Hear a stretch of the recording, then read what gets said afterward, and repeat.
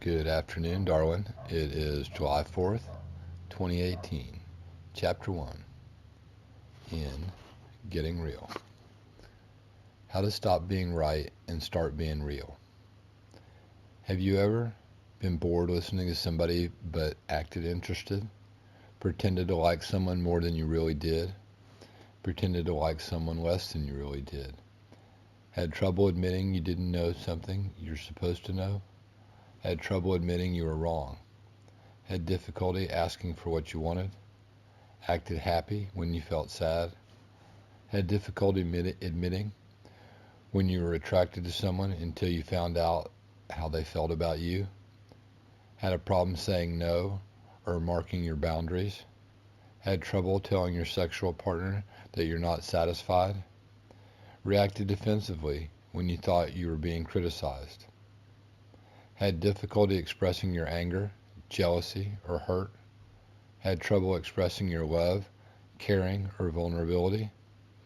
Avoided telling someone that you feared might be hurtful?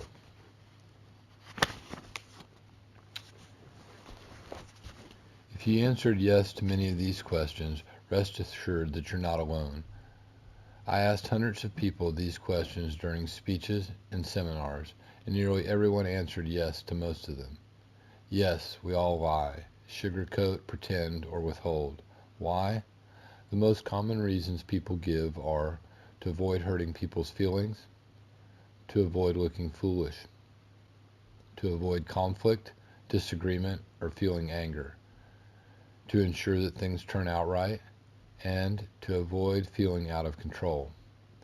We lie to avoid whatever we perceive as dangerous to our egos, to our comfort, to our satisfactory, to our safety.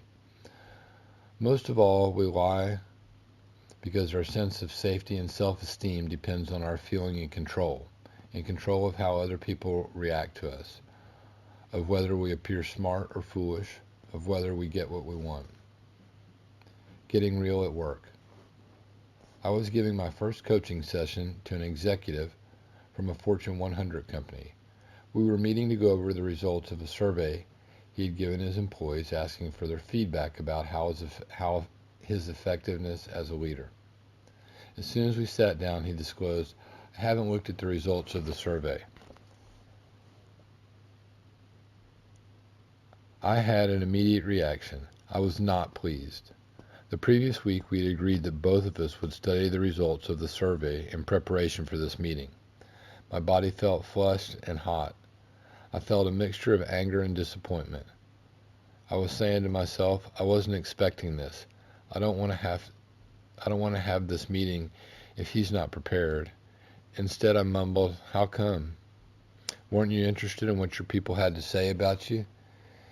He smiled sheepishly, looked down at the floor, and said something about having too much on his plate. So I feigned sympathy. Fortunately, at that point in our conversation, I felt the urge to use the restroom, so I excused myself. Standing at the sink in the women's room, I gave myself time to get present to what I was experiencing. I took a few deep breaths and went back to our conference room. I looked my client in his eyes and told him, "Leo, I'm feeling angry and disappointed that you didn't read what your people wrote about you." As soon as I said those words, I knew I was going to be okay. I felt a big surge of relief in my body and renewed clarity in my thoughts. I waited for his response. He sat there for several seconds just looking at me. Then he said something I didn't expect. "Thank you. I needed to hear that." We both heaved a big sigh of relief as I exclaimed, "Well, now that we have that out of the way, shall we get to work?" My behavior during the first part of our meeting was typical of so many of us. We try to act in control instead of admitting that we're upset or befuddled. Instead of sharing our feelings or thoughts, we try to ensure a predictable outcome. I want him to like me, and I wanted the meeting to proceed smoothly. We communicate with the intent to control rather with the intent to relate. But until we take a risk and share authentically, nothing real can happen. We're like actors reading from a script. When people throw away the script and show up in the moment, suddenly a lot of creative energy is released and something can get accomplished. As my meeting with Leo showed me, honest expression of feelings also helps to clear the fog that clouds our perception of what is, especially when we express something we've been withholding or trying not to think about.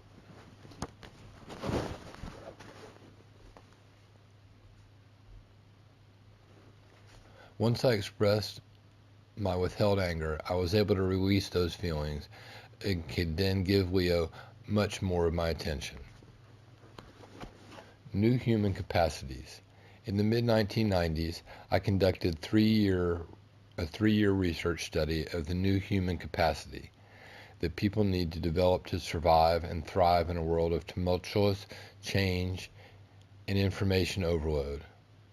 Based on a survey of approximately 500 people, the research demonstrated that about 80% of the average person's communications are geared towards controlling things that are actually beyond the person's control, a huge waste of human energy.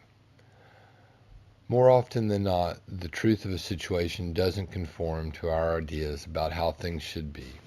In the example above, I thought Leo should have read the survey results. Where did that get me? Well, it got me behaving in a way that was disconnected from both the truth of the situation and the truth of my feelings. The truth is often more confusing, paradoxical, uncomfortable, or messy than we might wish it to be. It cannot be controlled. The people in my study who experienced the greatest number of painful, unexpected surprises, such as job loss, divorce, and alienation from their grown children, were those who demonstrated the highest need for control. It seems that the more that you try to get reality to fit within your comfort zone, the more unprepared you are to deal with a world full of surprise, complexity, and change. Likewise, if we persist in trying to get our relationship to conform to our expectations instead of letting them be how they actually are, we may miss important opportunities to know ourselves and others more deeply.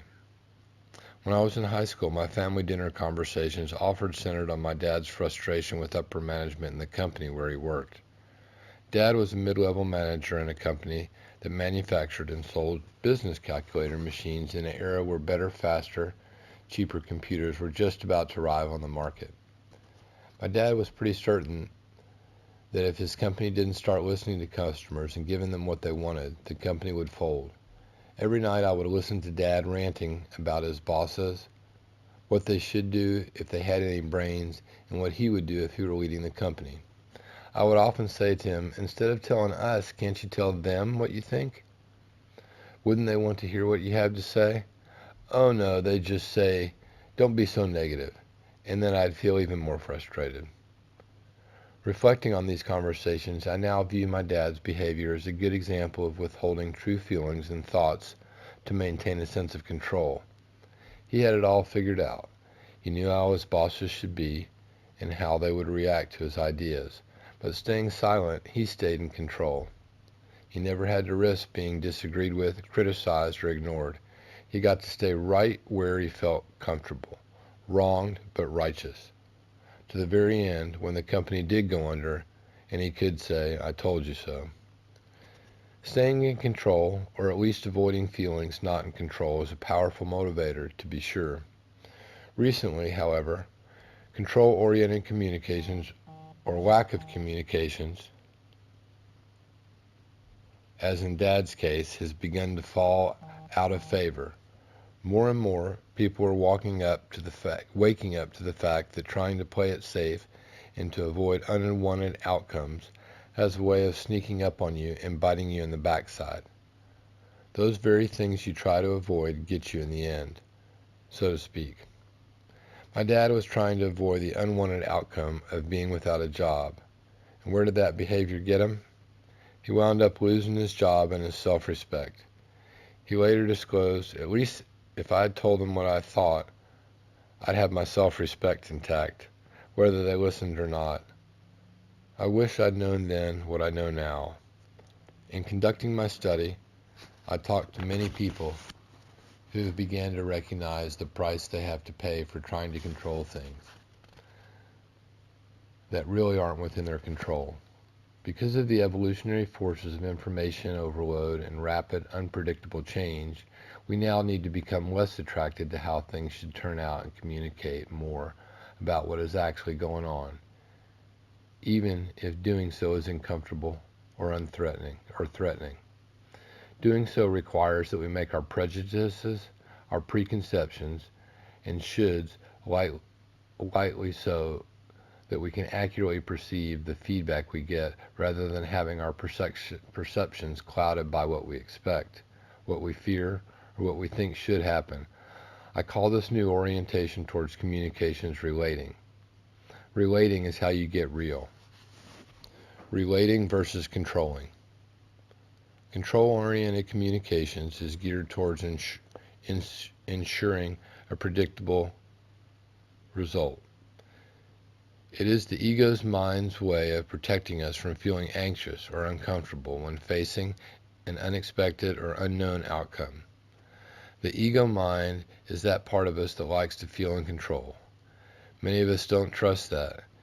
If we don't get the results we're hoping for, we'll be resourceful enough to come up with a B plan. When we relate, we value what is over what should or could be. When you relate, as opposed to when you control, you speak the truth of what you think, feel, and notice as a way of sharing information and making emotional contact, and not as a way of getting a particular outcome. You speak your truth without knowing how the truth will be received. When I told Leo that I was angry and disappointed, I was taking a risk. He could have told me I was being disrespectful and walked out on me. I was willing to take that chance because I trusted that whatever happened, I'd be okay. I also knew that if I wasn't truthful with myself and with Leo, all further communications between us would be compromised and that our meeting would not be very productive.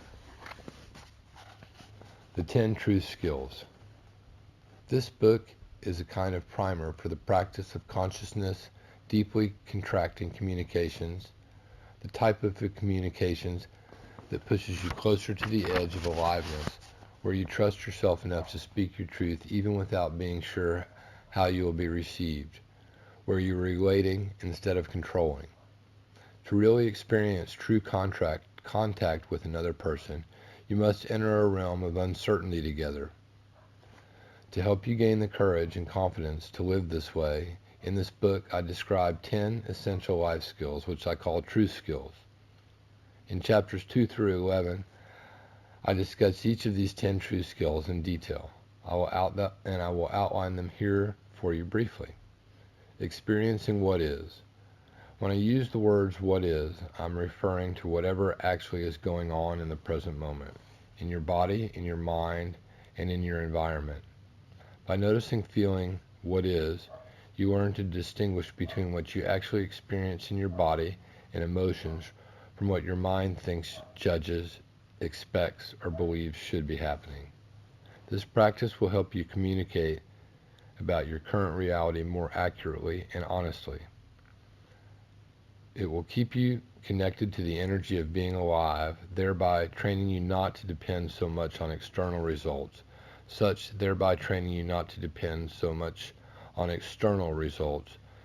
as what others think of you, for your sense of well-being. 2. Being transparent.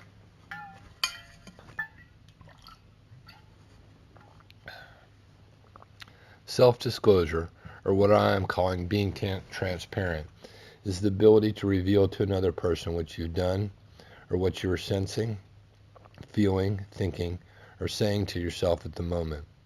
When you share your thoughts, sensations, feelings, even your judgment in the interest of transparency, you're less apt to get caught up in the illusion of control. The motive behind your self-expression is just that, self-expression. It's not about trying to get people to change. As a result, your expression is likely to trigger a defensive reaction in them. Letting yourself be seen by others is also an important aid to seeing yourself more honestly. It's harder to fool yourself when you're going public about who you are. Noticing your intent. Communicating with intent to control the outcome of a situation represents the ego's mind's efforts to protect you. The intent to control or to self-protect does have its place, especially if you're in physical danger. However, most people communicate with the intent to control rather than to relate far more than they need to. If you really want to see the reality of a situation or to connect with someone emotionally, you need to allow yourself to be open to the possibilities of each moment, spontaneous and unrehearsed. You need to relate more and control less. 4. Welcoming feedback. Welcoming feedback is another way to be present to what is. It means being attuned to what is happening around you each moment. When you welcome feedback, you're actively curious about how others are affected by your actions. You ask, "How are you with what I just did?" Or, "What is your response to what I'm saying?" Asking for feedback keeps the two-way flow of conversation going, an essential ingredient of relating. The ability to notice others' verbal and nonverbal feedback is how you learn from experience. You do or say something, then you notice what happens. In this way, you can see whether your behavior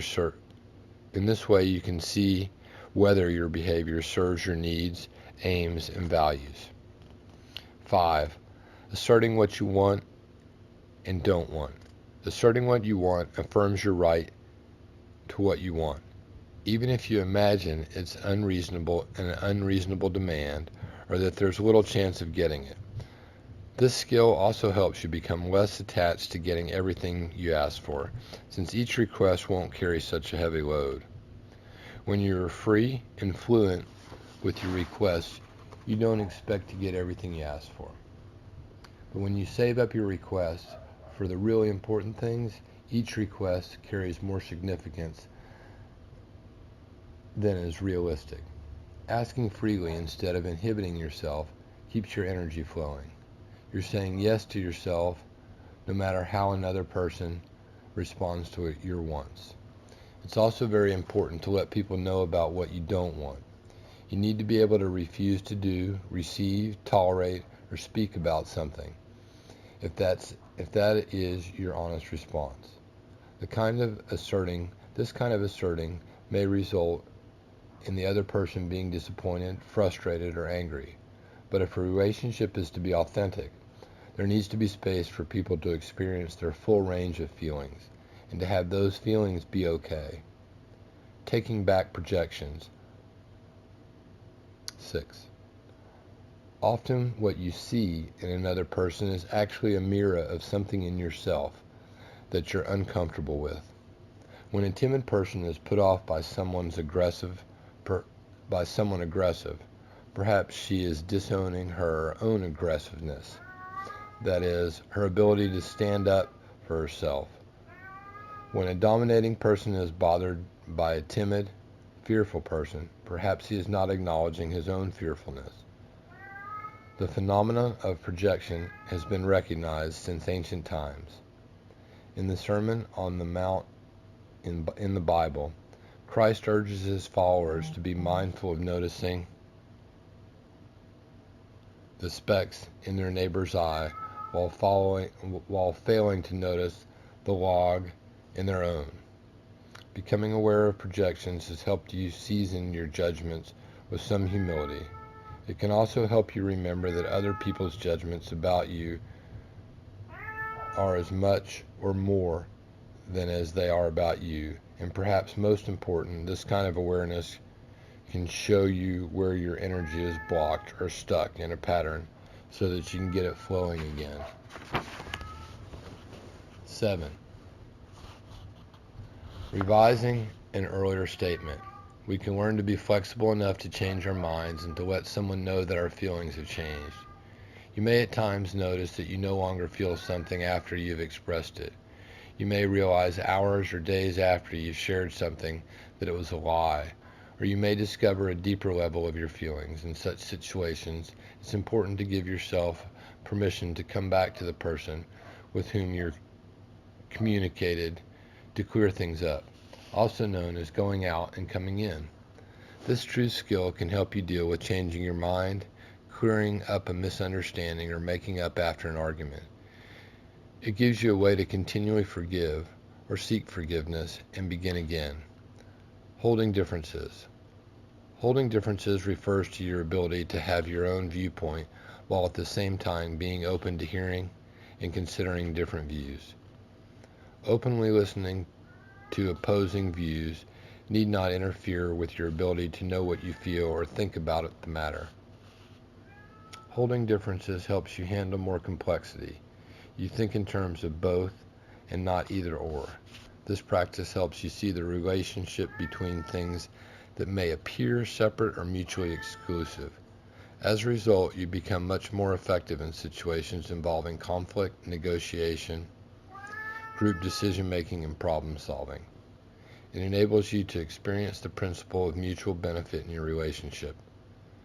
The fact that any action that harms a part harms the whole, and that any action that heals the collective heals the individual. I'm not going to go far out on a limb to say that world peace might actually be possible if everyone on the earth mastered this true skill. 9. Sharing mixed emotions. When you are ambivalent, confused, or of two minds, go ahead and express the fact. You may be pulled equally in two or more directions, or you may feel primarily one way in your foreground, but have a background feeling that's different. The ability to express complex feelings is especially useful when you're angry about someone did, but also appreciate the person's good intentions or what you want to express a strong feeling to clear up unfinished business, but at the same time feel concerned about the other person's reactions. It's okay to be angry and afraid, both resentful and appreciative, both eager and reluctant. This skill teaches you to let go of your ideas and shoulds about being consistent so that you can experience whatever shows up in your awareness. Embracing the silence. Whenever you step fully into the present moment, you let go of the need to know how things will turn out. Your attention is on the only thing you can know, what is happening now. The most authentic response to a situation arises from a place of spaciousness, of silence, of not knowing. You can't plan everything in advance. You can't know what another person will do until she does it. If you can't tolerate not knowing and feeling of helplessness that sometimes accompanies it, you'll miss much of what is happening in the moment. Silence is your connection to the source, the place from which new creations spring forth. Using the 10 true skills is an awareness practice. The 10 true skills constitute an awareness practice, a way of speaking and listening that helps you see, accept, and deal creatively with whatever is. As you work with the 10 skills, your ability to present what is will grow. I use the term whatever is as what is. What's up, man? What's up, Captain Willie? I can't hear you use your words. Those don't sound like your words. As you work with these 10 skills, your ability to present what is will grow. I use the term whatever is and what is as synonymous for what you could potentially be aware of in any given moment. Of all the sights, sounds, smells, sensations, and vibes surrounding you, how much are you able to perceive and vibrate with? You can only be authentic. You can only be as authentic as you are self-aware. What often stands in sharp contrast to what you wish were happening or think should be happening. For example, let's say a friend doesn't call when he or she says he will. That's what is. He said he'd call and he didn't. Do you notice what you feel? Will you listen to what he says later in explanation? Or do you interpret your capacity to feel and to listen to your friends by immediately judging his behavior or imagining why he didn't call? When your attention is on your mind chatter, thoughts, interference, judgments, and interpretations. You're not present to what is happening here and now, here and now. So you cannot be real. You become more present and therefore more real. As you peel away the layers of automatic patterns such as judging or explaining others' behaviors and conditions, beliefs about how safe it is to speak honestly. As you shed these layers, you will reveal your authentic self. Honest communication is the vehicle for this process. If you're being real or relaxing, you might say something like, I notice my jaw is tense. I feel angry at you for saying you call and then not calling. Real communication focuses on your sensations, feelings, and observations, bringing you into the present moment. This kind of communication allows for something real, unplanned, and potentially surprising and creative to occur between you and another person. Being honest is a vital part of any awareness practice. When you express what you're honestly thinking, feeling, and wanting with the intention of relating, rather than bolstering your position, you come to see that who you are is not defined by your thoughts, your feelings, your stories, or your position. You come to experience yourself as a human being whose experiences of life is constantly changing and is okay regardless of what you feel. This profound shift in your identity is the reward for practicing getting real. You learn to participate in life instead of trying to control it. And that, darling, is the end of chapter 1. Peace and love, honey.